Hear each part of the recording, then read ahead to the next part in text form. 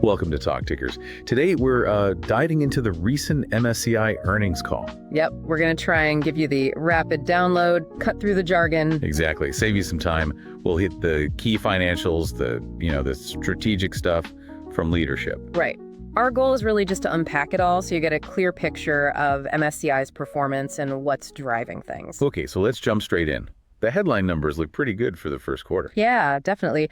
They reported double-digit percentage growth in organic revenue. That's the core business growth, right? Exactly. And also strong growth in adjusted EBIT and adjusted earnings per share.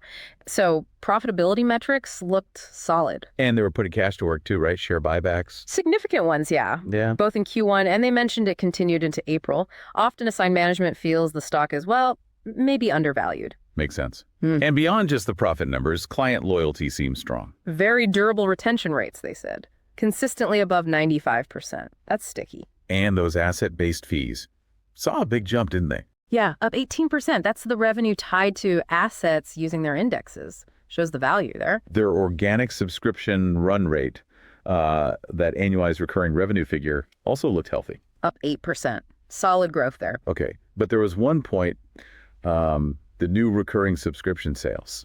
Ah, right. That was actually down compared to last year's Q1. So retention's great, but maybe new business acquisition was a bit slower. Something to watch. Definitely something to keep an eye on for that future growth momentum. What really caught my eye, though, was the AUM growth.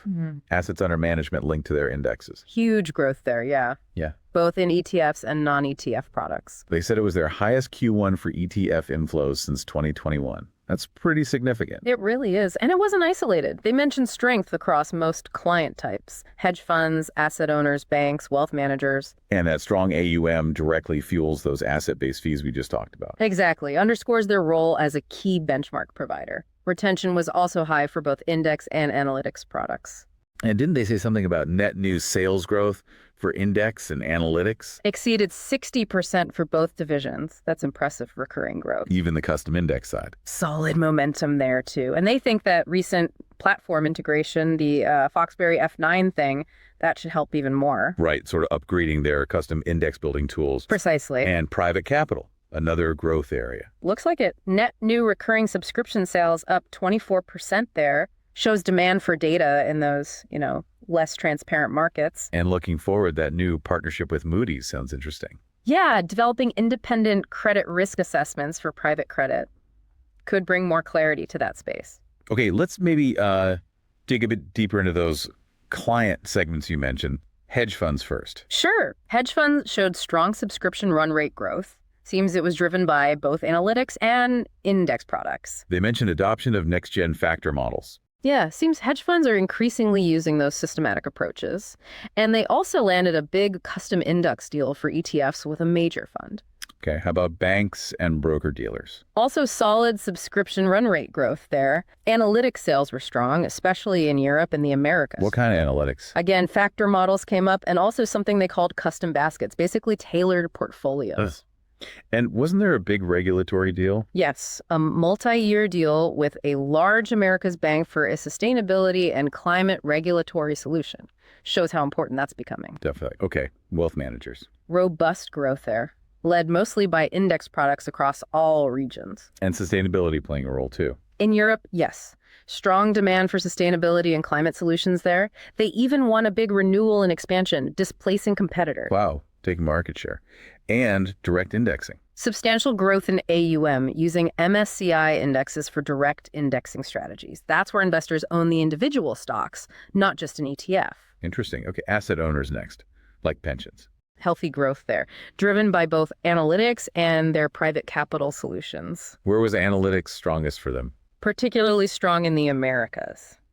And they closed some large private capital deals in the Americas and Europe, too. And climate again? Definitely. Their indexes are being used more and more for climate-focused strategies. Significant AUM growth linked to those climate indexes shows that long-term environmental focus. Right. And finally, asset managers, the fund creators. Steady growth for them, mainly driven by index products again. Any standout deals? Yeah, a big one with a major European bank. MSCI became their exclusive passive ETF index partner. That's a significant win. Huge. Suggests more ETF potential. And they also signaled more focus on product development for active ETFs and fixed income, so looking to diversify a bit. Got it.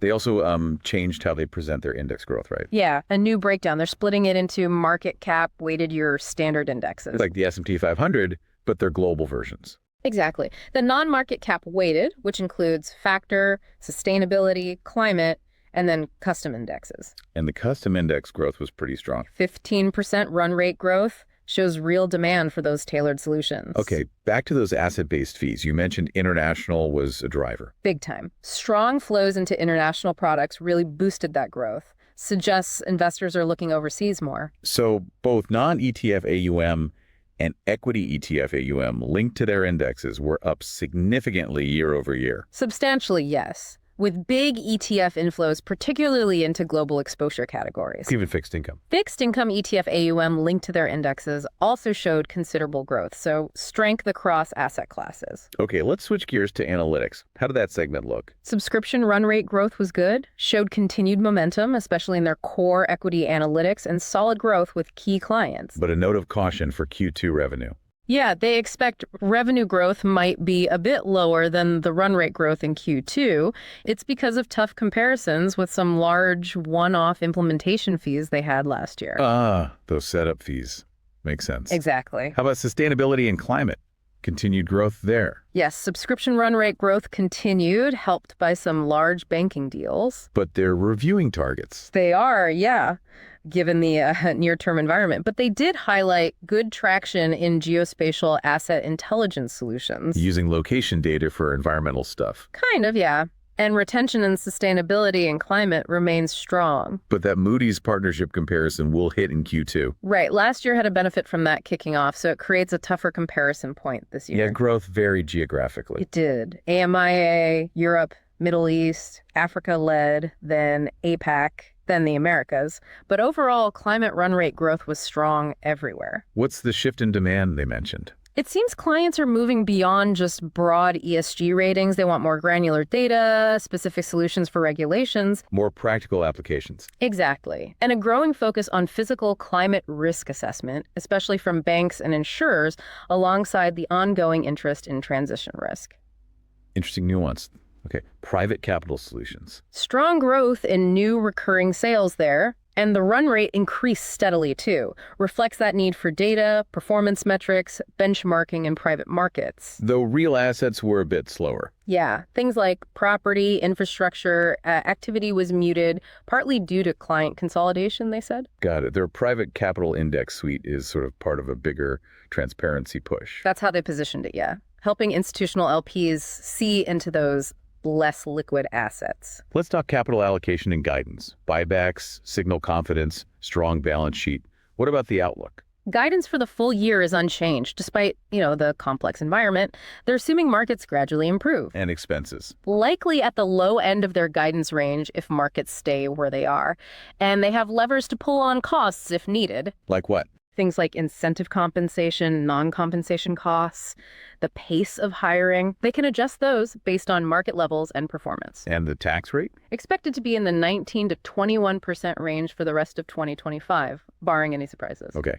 What about the overall selling environment? Retention's strong, but new sales. They're watching new sales closely, given the uncertainty. Some deals slip from Q1 into Q2, but they expect them to close. Demand is still there for certain things, though. Oh, yeah. Consistent demand for transparency, analytics, stress testing, and that interest in opportunities outside the U.S. keeps coming up. But no major change in buying behavior yet. Not that they've observed so far. And they have that downturn playbook ready if things get worse. Right. Those expense levers we just mentioned, comp, non-comp spending, hiring pace, gives them flexibility. You mentioned the international trend several times. Seems like a big theme. It really does. A noticeable shift in flows towards Europe, Japan, emerging markets, that could be a real tailwind for MSCI. Especially for asset-based fees and international index subscriptions.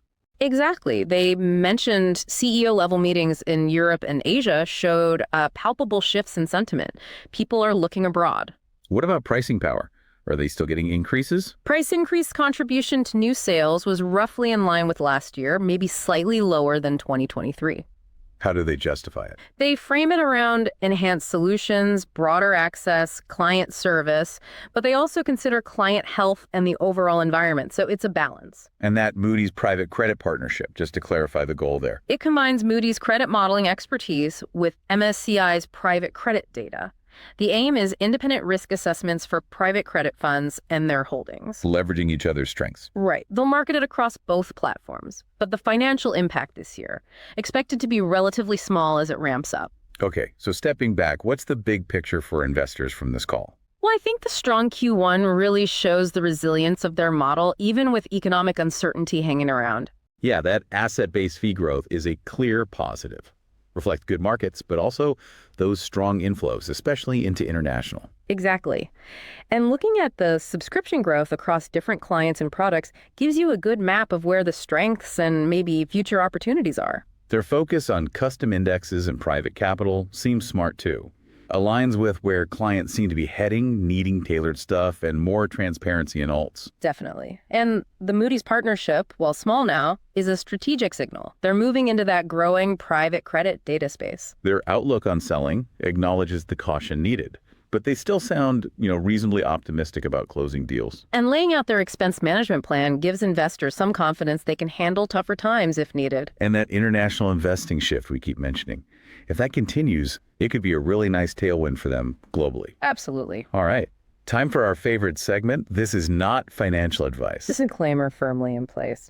Okay, so based on all that talk about international flows, here's a slightly wild idea. Uh-oh. What about going long? A broad international developed markets ETF. Think something like the iShares MSCI EAE ETF, ticker EFA. Okay, riding that international wave. Paired with a short position in a basket of U.S.-focused financial media companies. Whoa. Shorting financial news. Why? The thinking, purely speculative of course, is if this international trend really takes off, maybe eyeballs and engagement shift away, even slightly, from the purely U.S.-centric news outlets towards more global perspectives. Less focus domestically might mean, a relative drag. Huh.